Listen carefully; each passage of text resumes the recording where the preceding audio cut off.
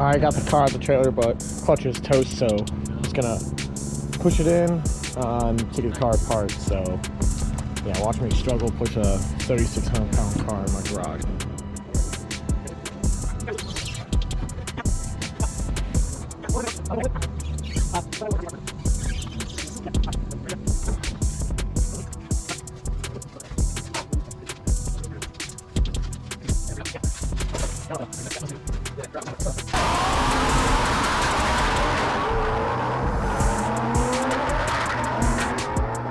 Ooh, what's that smell?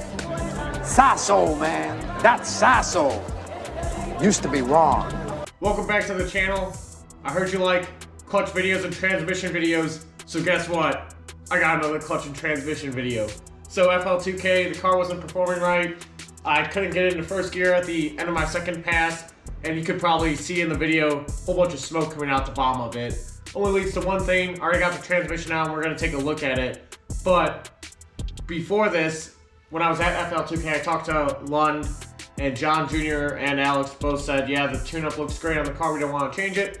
All good, got to troubleshoot somewhere else, and then eventually it didn't want to go in gear. So that second pass, it flung the belt, flung the water pump alternator belt, came off the track, turned the car off, put it in neutral, and then got my belt on the car, and then turned it on and tried to put it in gear, just wouldn't go in gear, like the clutch wasn't disengaging. And I noticed the clutch would sometimes have this problem beforehand, but I'd still be able to go in gear. It would just creep ever so slightly, going into first and reverse. And you can see in my other passes before that at Mobile Dragway that the car was already starting to have this malfunction. So now that it's failed completely, I'm going to show you what actually happened to the car. Alright y'all, I got the transmission out obviously. It's over here beside me. Pretty straightforward to pull the transmission, take the drive shaft out, disconnect your exhaust, and then pull it out. T56, I pulled it all off as one unit and then separate the bell housing on my jack.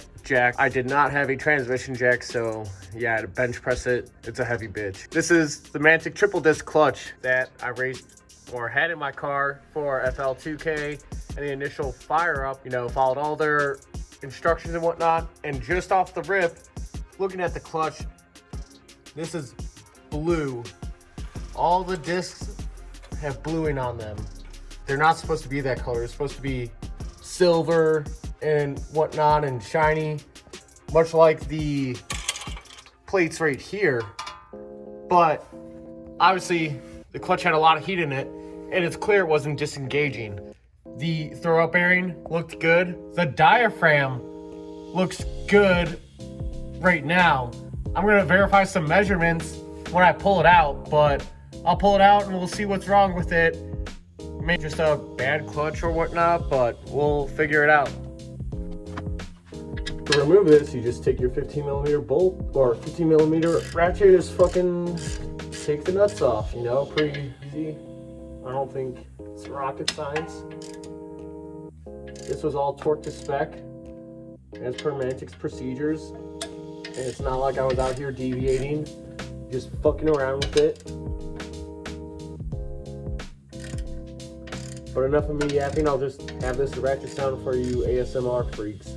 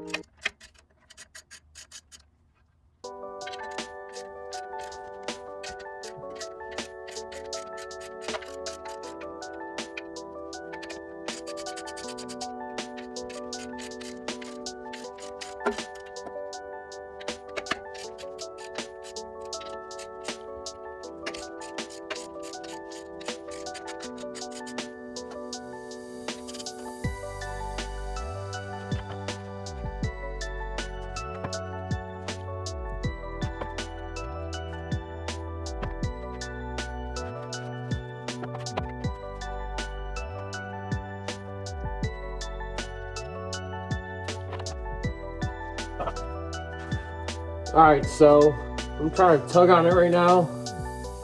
This bitch is on there. This shit welded itself together. And we get a pry bar, and I'm pretty sure that's gonna get it off, but we'll see what happens.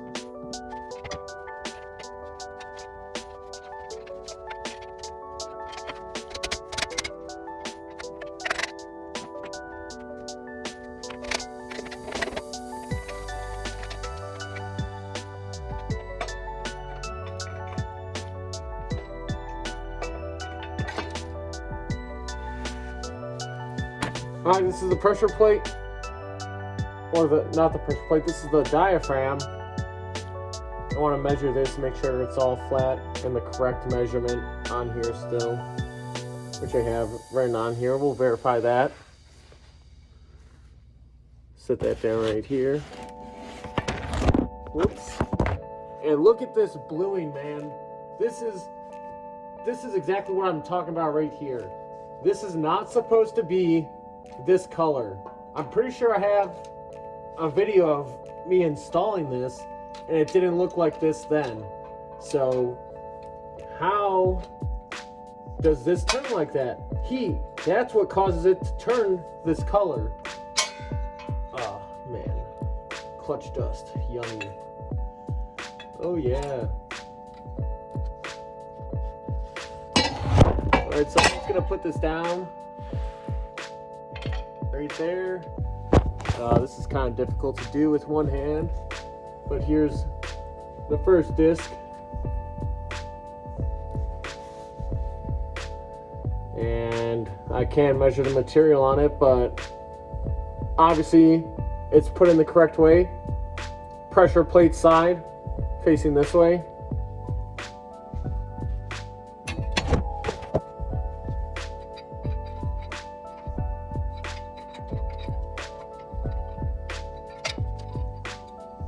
Alright, here's the other pressure plate.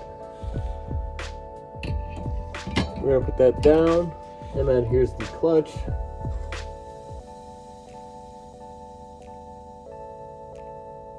Flywheel, so I pulled it off like this, as you can see. Flywheel side on disc number 2. A lot of heat in there. Gonna put that back. Pressure plate number 1, or I guess it goes backwards, 3, 2, 1. So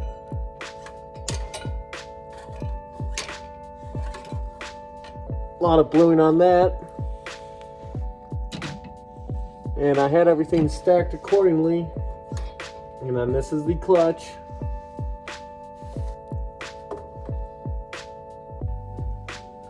This is the flywheel side. Pulled it off. Same concept, just to look at it.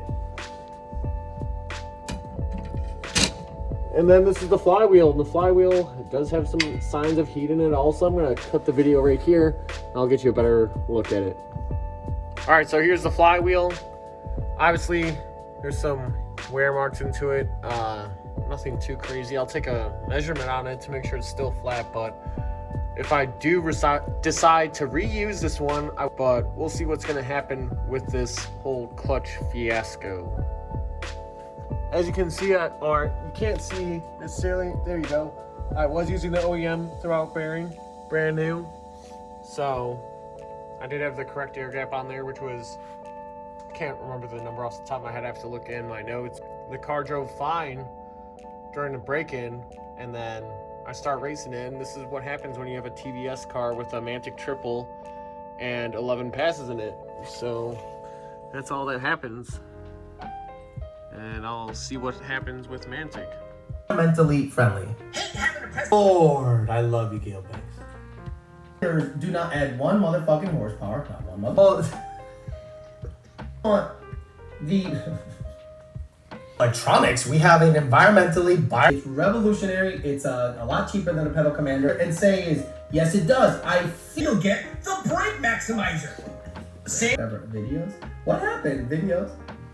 There you go. I feel more clear. It makes more horsepower, and it does. Meanwhile, there's a pro. So I just got an email back from Mantic now, and they want me to measure the disc and make sure the plates aren't warped, but they are clearly warped. You're not really able to tell right now. Actually, I'm gonna record on a different camera.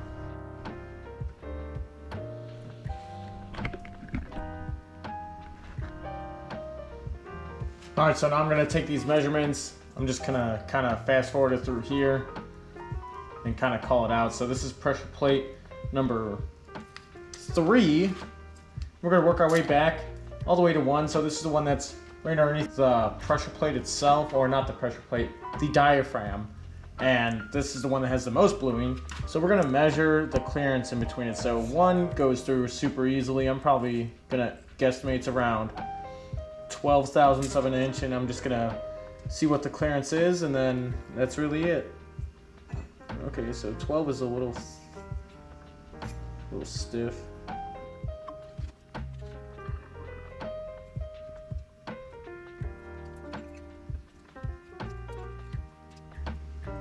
All right, so this first plate is 12. I'm gonna get a light behind there, and I'm gonna measure the clearance on the interior, because that's where it seems like it's kind of flared out, and we're gonna measure each plate.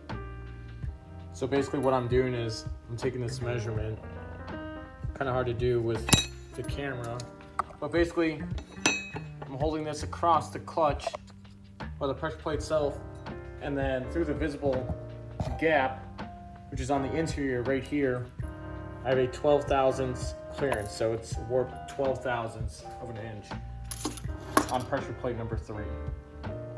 All right, so this is pressure plate number 2. See how it's coming through on this one also. This one's also warped on both sides, so we'll measure that for y'all right now.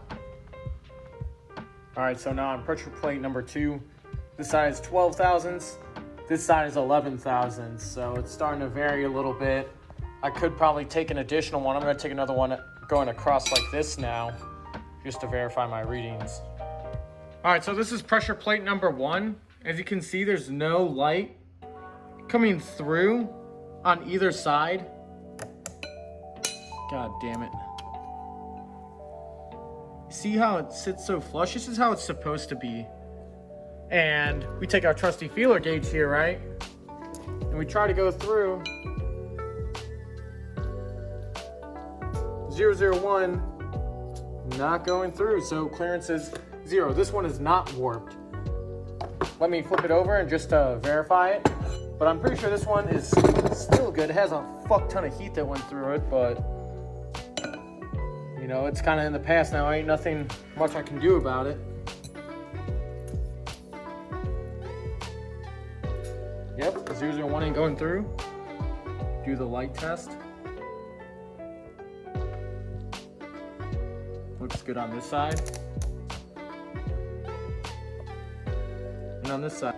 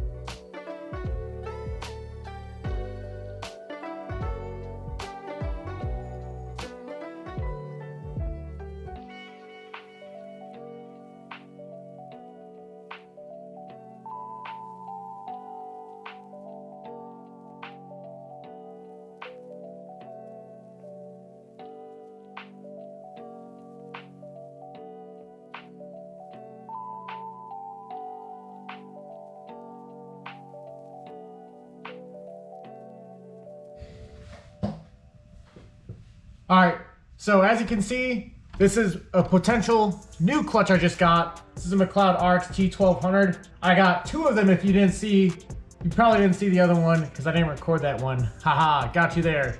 All right, well, I'll include photos of both clutches. So I got two McLeod RX T1200s. One I bought from my friend Marcus in Alabama, and then this is my friend Garrett's RX T1200 from Second Shift Racing. So, as you know, the Mantic is fried in my car. I don't think I'm gonna get it back in time for mod nets. So Garrett had this spare RX T1200, and we're gonna kind of Mickey Mouse this clutch together with the other McLeod I bought, because the one I bought from Marcus needs to get rebuilt. So I need to send that clutch off, but we're gonna see which one has the better components and make the best clutch we can with what we have. Get it in the car and then get out there and start running the number and drive it around a little bit first and then start abusing it. So this should be enough. I'm gonna resurface it and kind of grind down discoloration on the plates, and that's it. You're gonna see all my measurements in just a second.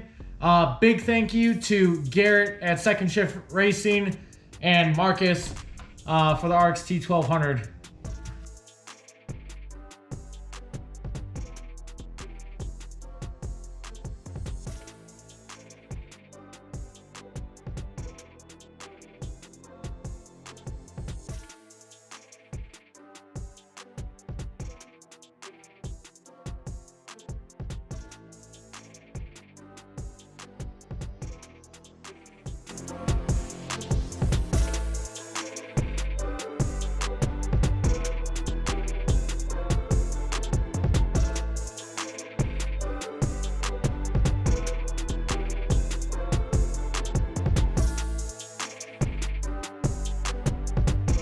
Why can't we put a 6R80 in a Gen 3?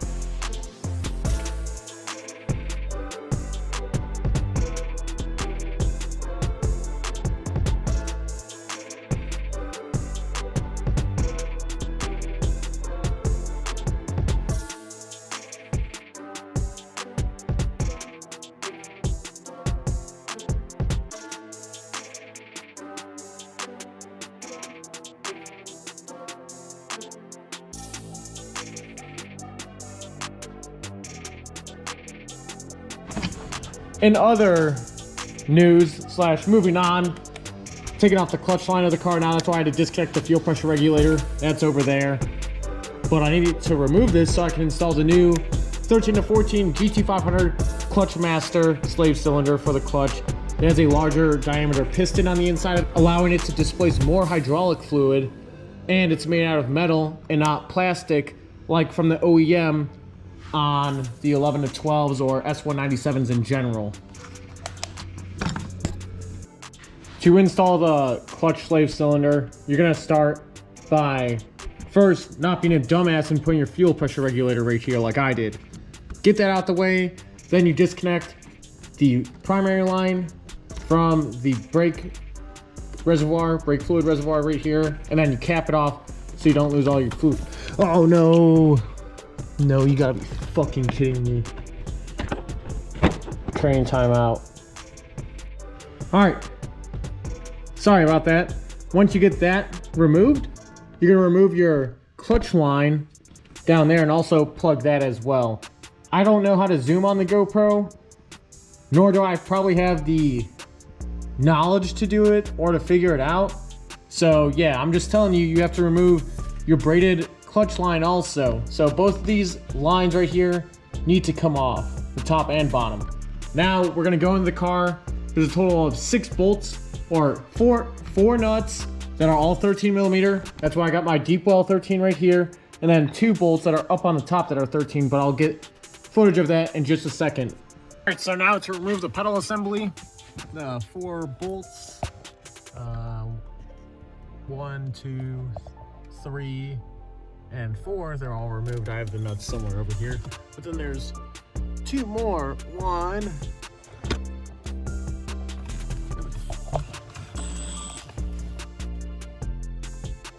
all right, so we got 1 right there and 1 right there. Those are the last 2. And now I'll be able to pull out the pedal assembly. All right, once you disconnect all 6 of those bolts, there is a plug that goes right here on your brake pedal. It's blue, or it's a lighter color. It's like this. Will be sitting in the brake pedal, and then you just have to pry it out, and then you're able to pull the pedal assembly out. So the component I'm changing is this one right here. So you can see this one's made out of plastic. This one is a OEM 1314 GT500 one. It has a little bit, I don't know. I don't want to say it's longer or whatnot. I'll get it off and we'll look at it side by side. This is the new clutch master cylinder. So this is the OEM one made out of plastic. This is the 1314 GT500 one, which is made out of metal. So the piston on this one is recessed extremely far compared to the GT500 one. All right, as you can see now, I have the pedals in the vehicle. I need to finish hooking up this switch, which is another clutch switch, which will actuate at full travel. It doesn't go right here. I'll put that up in a second, but you got the 4 nuts and the 2 bolts up top. Then you have your brake switch, and then your clutch pedal switch up there also. The clutch line is now attached to the clutch master cylinder. Now I can finish attaching this to the clutch or brake reservoir fluid, the brake master right here, and start getting closer to putting this all back together. All right, at this point I got the clutch in the car, transmission's attached, bell housing's attached, transmission cross members torqued down, the clutch line is hooked up to both the pedal assembly and the transmission slave cylinder. So now it's time to bleed the clutch. With the S197 being a hydraulic clutch, I like doing it this way. I got this from a friend, Mr. James. He taught me how to do this. Basically, you take vacuum on your reservoir and hold it at 20 psi for about 2 minutes, and then obviously pump the pedal up and it self-vents on its own, and then you do that until you have a good clutch pedal, and if you don't, you just keep doing it. All right, so that's what I'm going to do now.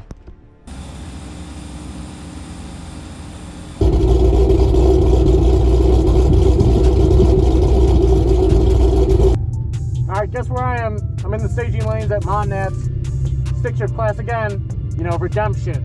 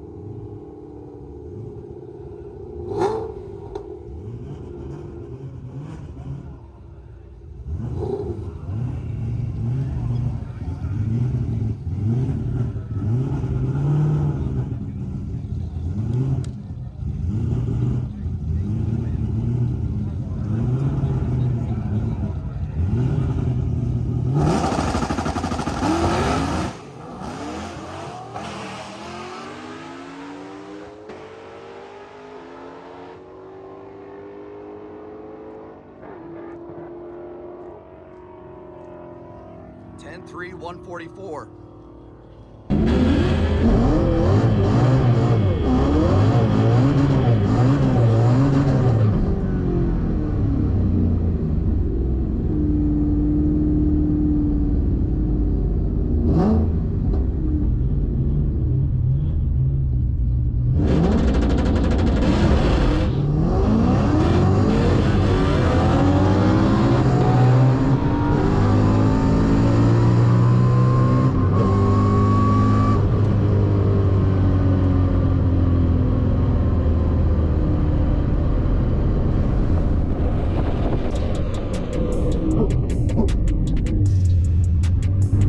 That felt good.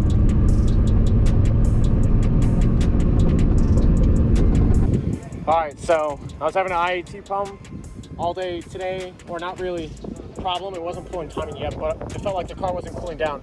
Flung a belt in my Q4 pass, so I haven't been able to make a pass today since yesterday, and I had to take it out of the burnout box because that's where the belt flung off, and then the car just felt hot and it didn't feel right, so I decided to pull the ice tank apart. You know, I thought the pump was clogged, pump was good, and then it turns out I had the manifold plumbed incorrectly. So that's what I just finished, and then got it fixed and everything. So now we're gonna try it. I have the Second Shift Racing secret sauce and some Lund secret sauce on the car, but we'll see how it does.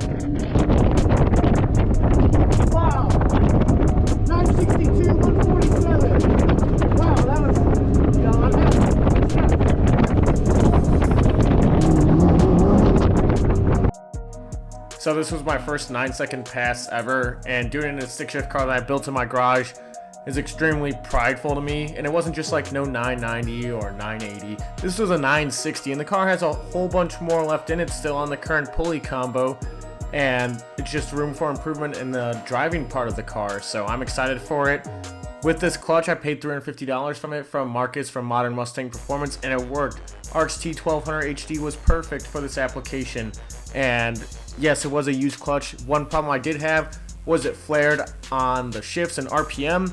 However, it's a used clutch. It doesn't owe me nothing for $350. So the plan is to get that clutch out of the car, get it rebuilt, and then have it as a ready spare. I got something else coming for the car that I'll be showing you once I get it dialed in.